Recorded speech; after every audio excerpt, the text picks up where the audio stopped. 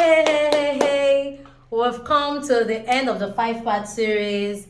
But before we share that, I want to remind you that habits are the wheels on which we run every relationship and even run our life. Yes. And on that note, we will be introducing the 5th part. But before I do, I want to introduce myself. My name is Angel, I'm my husband. I'm Rich. And this is Relationship Clinic, powered by Keeping Marriage Alive Initiative. Alive is an acronym on the habits we think are necessary for developing your relationship, your marriage, and even your life. And today we are ending that 5-part series with empathy. Every couple, every family system should have empathy for one another, and it's key.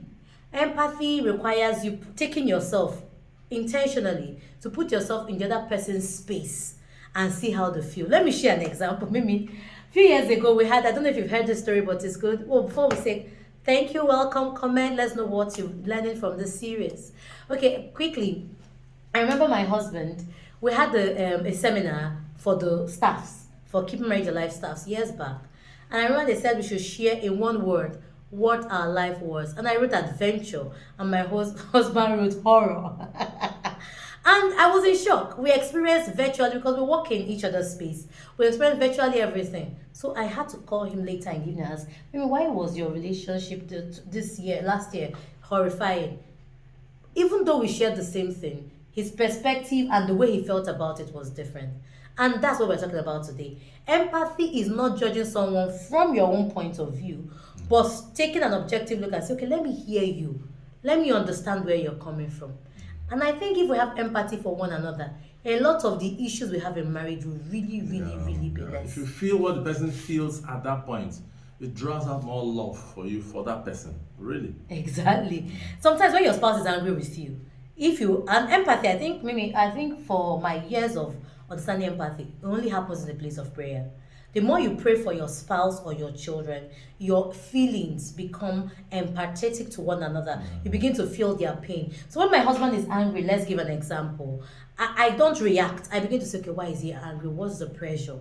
And I tackle that from there. So I'm not judgmental, but I have more empathy towards him. What do you have to It's say? like being on the same side with the person and even going deeper to feel what the person feels. I say, no wonder this is going on. We might not even feel the way they feel, but we understand how the person Yes, feels. exactly. So I want to encourage you this weekend to look at those things you've listed that are your spouse's flaws and the things you're struggling with, and take a look and say, pray about it and say, God, give me a hand of empathy to see my spouse through your eyes of love. Usually, my husband and I have a prayer which I want to share to finish this part series. What do we normally say when we pray for each other? Lord, let me see my spouse from your eyes of love. And grant me the grace to be the spouse the wife or husband my spouse needs. And that has made a lot of difference in our marriage. Hope it makes the same as you take these actions this weekend. Okay, don't forget to send us an email, keepingmarriagealive@gmail.com, Ngee Rich keepingmarriagealive.com, or info@keepingmarriagealive.com. You can send us a WhatsApp chat. We are there for counseling, for speaking engagement, +2347088765212. And of course, we're on Instagram and Facebook, Keeping Marriage Alive. We're on Twitter, Alive KMA. We want to hear from you. Let's build our habits, the right habits to build a healthy relationship.